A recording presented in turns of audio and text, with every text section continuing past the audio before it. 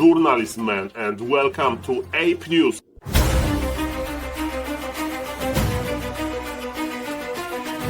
Chinese organized multi-day tournament Xiaomao Cup ended yesterday, and it ended in a nice style in the lower bracket final. Labyrinth played versus Fortitude, and ladies and gentlemen, look at those heroes options. Lolliet was trying many different strategies, and definitely Mr. Lolliet tried to counter Lich first on last refuge, and this counter was so good. Listen to the clip. Berserker, most important unit in the early game, taking that one out right away.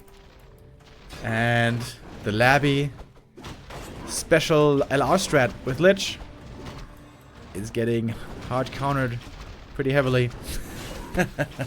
Looking back, by the way, what a bad call by me, right? Start of the game I'm saying, you know what, I think Beastmaster would work out that well. And it's working out amazing. It is working out so well. That's a peak creativity. If you ask me how to counter the Lich, I would say maybe play Demon Hunter, but according to Mr. Lolliet, Soul Beastmaster on this particular map. Beastmaster amazing, and he advanced into the final versus Happy. But even if you are creative, it's not that easy to win versus Happy. Happy won the big final 4-0, and look at Lolliet. He was trying many different strategies on Enquiries. He even played Warden and Naga to try to cancel Happy expansion, but it didn't work. Look at the clip. Lolliet looked so good earlier against Labby. So good yesterday as well. Beating Sock. Beating Colorful. But Happy is simply a different beast. Happy was ready. Happy controlled the counter expansion by Nidal very well. And on Autumn Leaves he finished the series with this move. Getting an archer here as well. There is more Rod of Necromancy available. This Tree of Life is still far from safe.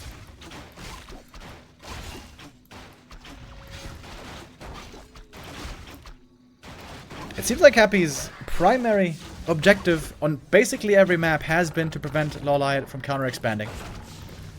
And it's working out very well. It is working out very well. Lolliet's struggling a bit with the archers here. Oh. And that's gonna do it. Breaking news, ladies and gentlemen, the new season on W3Champions is happening now, and you may ask, Saul, what is the new season? Let me explain you. First of all, it's going to be season 20, and every season has a theme. The theme of this particular season is Arthas, and as a human player, the Polar Rifle fan, and as a, I remember when I was playing Warcraft 3 campaign for the first time, of course Arthas was very exciting to play with.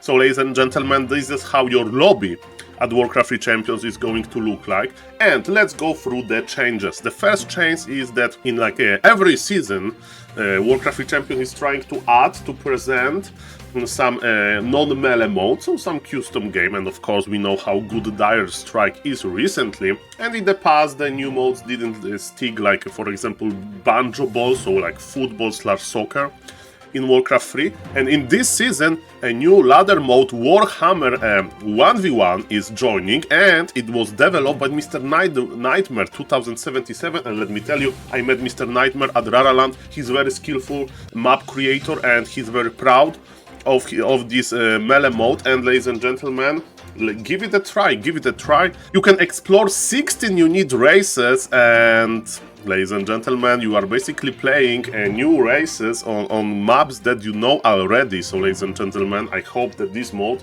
is going to be tested by players. Also, usually if you don't play that much on Warcraft 3 Champions, you may ask, am I going to lose my game history? Am I going to lose my MMR after the season reset? And no, the season reset is only for FFA, and they are making soft MMR reset for custom games modes, and in solo there was no MMR reset for a long time, similar to 2v2 and 3v3 and 4v4. Also, what is very important with new seasons, there is a map rotation, right? We don't want to play forever on the same maps, and ladies and gentlemen, first thing first, Gloomstalker, quite extraordinary map with a lot of expansions, it wasn't very popular, but Happy did play on it, for example, was replaced by Warhill. And Warhill we saw for the first time in a Stars War tournament, this Chinese organized LAN basically. And let me tell you, some games on Warhill were exciting. It's like a bigger map with a lot of expansions. And Shattered Exile, a player, like 4-player map, but was like player in 1v1, was replaced with Secret Valley, the map that we saw.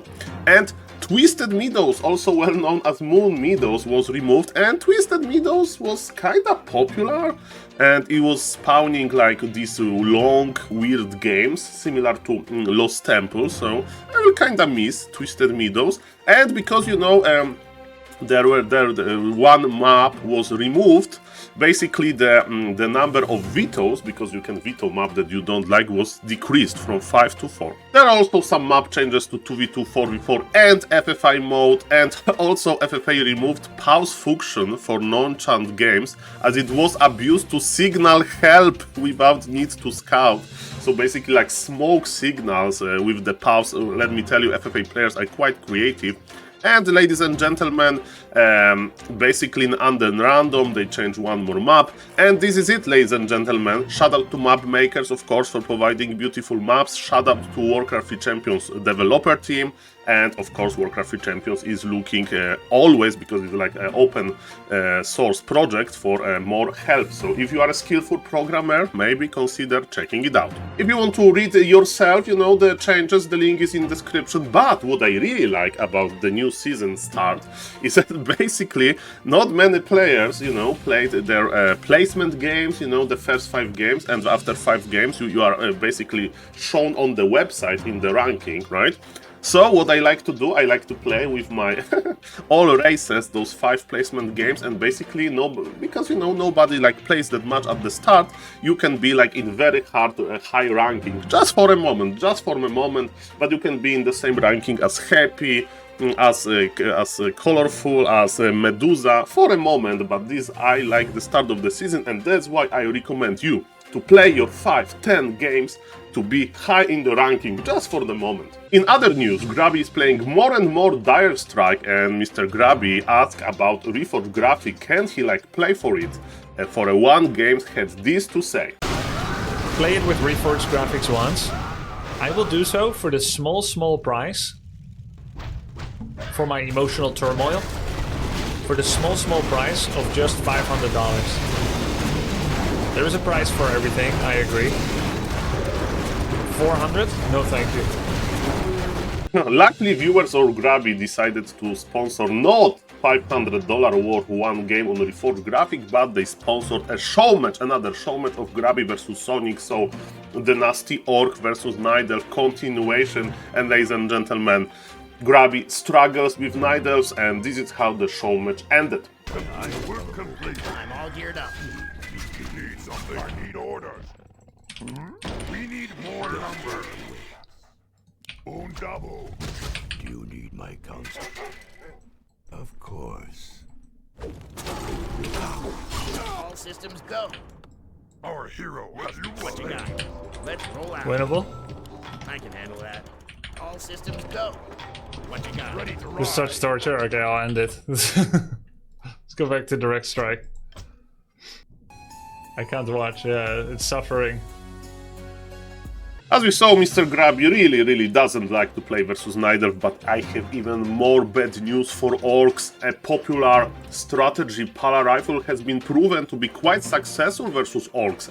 And ladies and gentlemen, I need to get you ready to live in Pala Rifle reality. And as you can see yesterday, as another small show match, play all 3, Pie Cup was played versus Fortitude and Focus, and Mr. Fortitude played Pala Rifle there for 2 games, won 1, and then finished the series with Archmage first.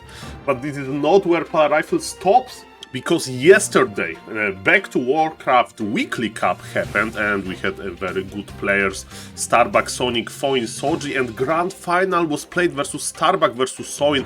As we can see, Starbuck is in a great shape, and when he was up to 1, he decided to finish the series with style, and he played Pala Rifle, which make waves in the community. Even Grabby was excited about this because he was casting this game. Alright, let's speed up until the hero. Oh my god, this is Paladin first. Yes! Okay, all of you, I know Paladin Rifles is a very popular build for everyone, so So everybody was excited about this game, and ladies and gentlemen, I'm proud to inform you that small, very small, but still some tips from Polish Para-Rifle University has been sent to Starbuck. And of course, Mr. Starbuck is innovating by his own, you know, but sometimes you can like at least consider advice from like another strategy users. And ladies and gentlemen, Mr. Carson was excited about that. There are many different approaches to this. But Starbuck has had coaching from the best. He's had coaching from SaulApeMan recently, who showed him how to build his base. No doubt, Saul. Is Saul streaming right now? Is he streaming? No doubt is he casting this game. No doubt in my mind. Yeah, he is. Yeah, he is. He's definitely watching this game.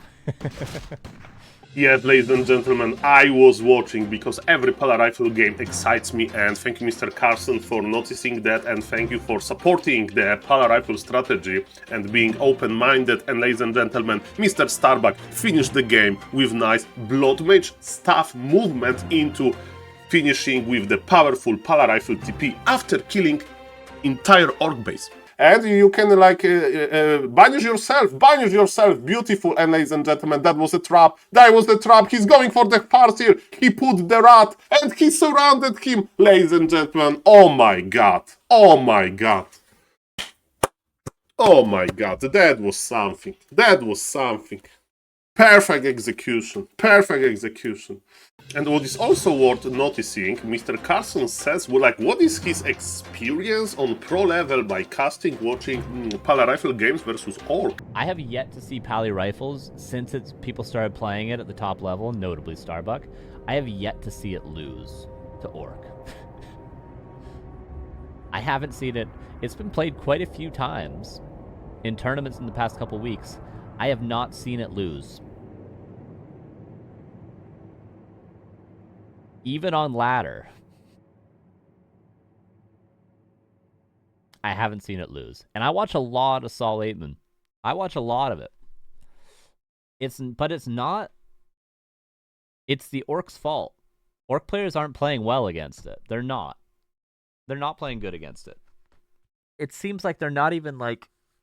Well, they're trying to think of solutions, but they're just thinking too surface level. Ladies and gentlemen, what a day to be alive to basically discuss how good Para-Rifle is versus Orc and not being just this exotic strategy. And to finish, of course, we have some games coming, and ladies and gentlemen, as we can see, Monday is quite empty in our calendar. We don't see like any games coming, but let me tell you, some Chinese show matches definitely are going to start. And who knows, maybe even we are going to see more Para-Rifle games. So remember, play on W3Champions because the new season is up. Play your placement games to be on the website with pro players, and see you tomorrow in another episode of ApeNews.